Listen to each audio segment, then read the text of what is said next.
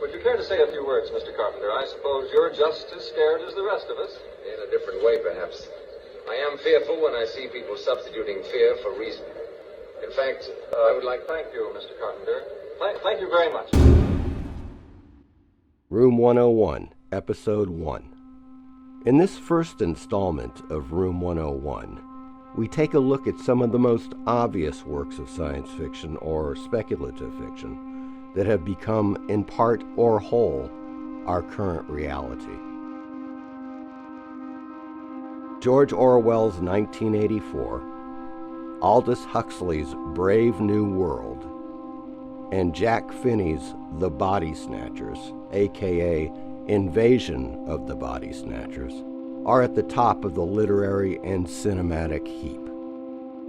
As the Cold War between the West and the Soviet Union heated up, George Orwell wrote a novel called 1984, his ninth and final book published by Secker and Warburg in 1949.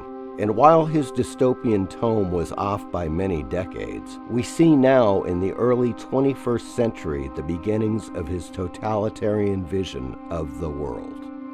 In 1984, the world is divided up into three superstates: Oceania, Eurasia, and East Asia, that are deadlocked in a permanent war.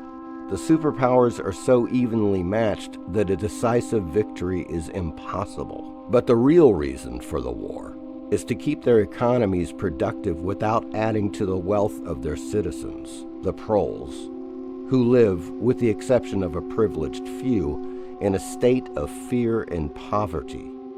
Winston Smith, a quiet, frail outer party member, is disturbed by the party's willingness to alter history in order to present its regime as infallible and just. The ruling party's figurehead, Big Brother, keeps a watchful eye on every citizen, including poor Winston.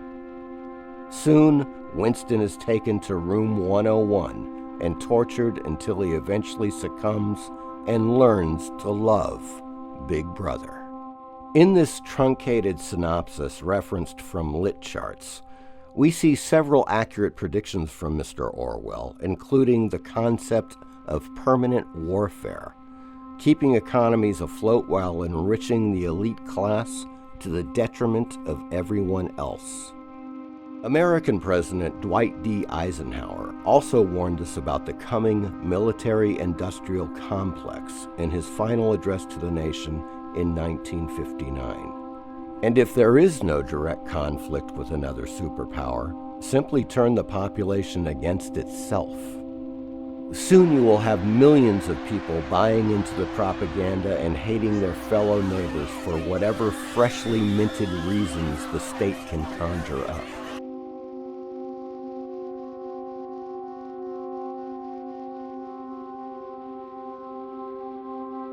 The idea of altering history has played out before our eyes over the last several years, as we have witnessed the removal of historical monuments throughout the U.S.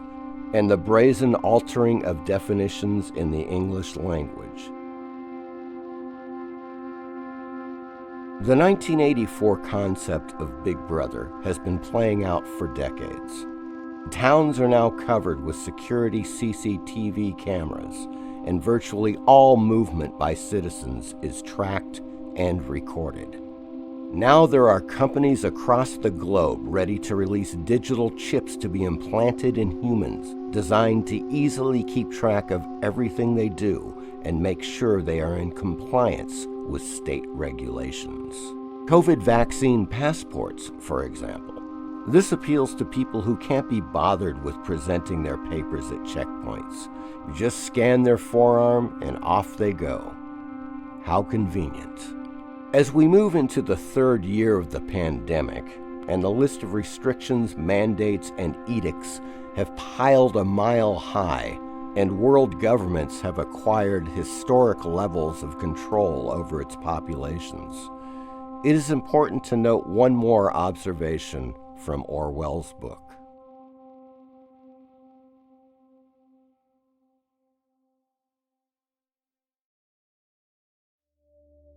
Brave New World by Aldous Huxley. Brave New World takes place in London, nearly 600 years in the future. Human life has been almost entirely industrialized, controlled by a few people at the top of the world order.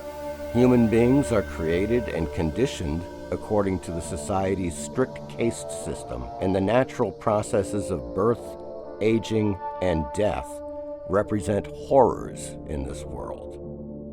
Artificiality is the natural state, and nature is the menace. Alpha, the highest ranked and presumably the most intelligent, then beta, delta, gamma, and finally epsilon, who are in effect low-grade morons that perform menial tasks. This is a world where material comfort and physical pleasure provided by the drug soma and recreational sex are the only concerns. Quote, community, identity, stability, unquote. All the technology, planning, and conditioning of this world state exists solely to support and maintain these ends. Although Brave New World is set approximately 600 years in the future, Huxley was accurate with some key general predictions for the 21st century. The movement towards socialism in the 1920s, for example, becomes, in Huxley's future, the totalitarian world state. Today, in the midst of what is being called the Great Reset, we see a merger of multinational corporations with government, a kind of global corporatocracy where the elites may do what they will with impunity, while everyone else is subject to state-run programs and mandates for the good of democracy. A massive socialist construct wherein you will own nothing and be happy. The normalized use of mood-altering drugs is another accurate prediction from Huxley's book. While SSRIs, or selective serotonin reuptake inhibitors, like Prozac, Paxil, Zoloft, etc., aren't exactly mandatory yet, they are prescribed with such abandon by doctors who stand to make big bucks by getting their patients hooked on these drugs, that it's more like a passive mandate. As in Brave New World, a drugged populace simply makes them much easier to control. Another aspect of the novel, rapidly unfolding before our eyes, is the concept of selective genetics. In the 1997 film Gattaca, people can choose which desired genetic traits they want for their children and weed out the negative traits. In Huxley's novel, the state controls the means of procreation. Promiscuous sex is encouraged, and love is forbidden. Humans are grown in labs, produced in different classes, from alpha, being the elite class, down to the lowest grade of epsilon. Brave New World has been adapted to the screen with mixed results. The 1982 version can be found online, and the 2020 one-season series is on Peacock TV. While both have certain flaws, they are definitely worth watching. Where are you gonna go? Where are you gonna run? Where are you gonna hide? Nowhere. Because there's no one like you left. The Body Snatchers by Jack Finney. While The Body Snatchers is rather simple in comparison to 1984 and Brave New World, the relevance of Jack Finney's taut Cold War science fiction thriller is easily on par with the aforementioned works.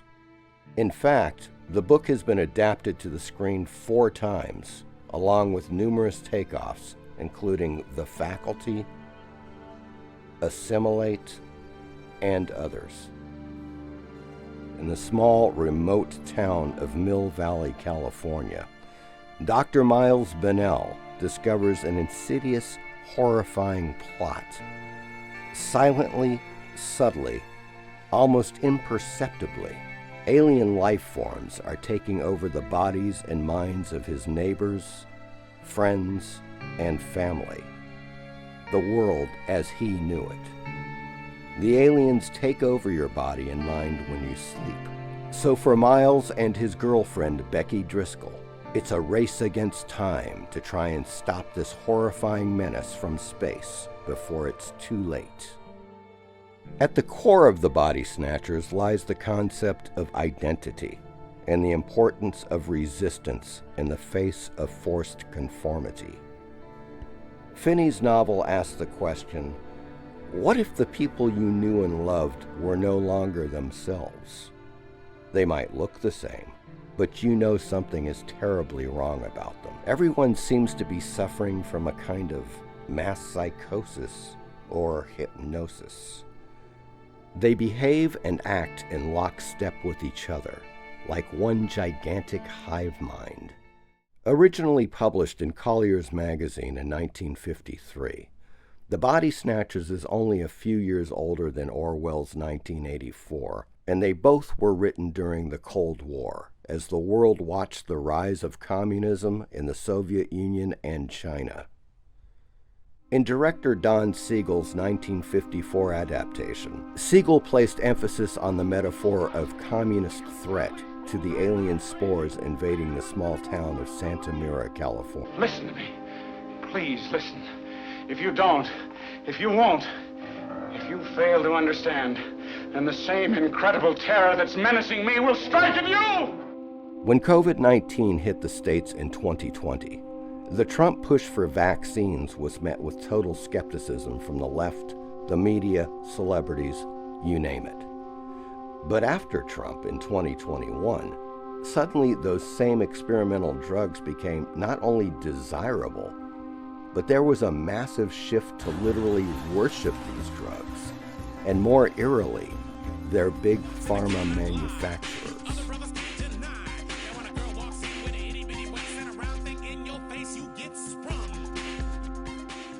The remaining vaccine skeptics were now seen as the enemy by a population suffering from what is commonly referred to as mass formation psychosis. The concept of presenting a population with a terrifying threat they cannot control, a virus, for example, then offering a solution which they gladly accept. It is the ultimate groupthink or hive mind, which is at the core of Finney's great novel. The Body Snatchers concept is in fact so relevant, it is consistently being remade or spun off. Recommended spin-offs include 1998's The Faculty and Assimilate from 2020. Join us for the next episode of Room 101 and the writer who predicted the 2019 China virus outbreak in 1957.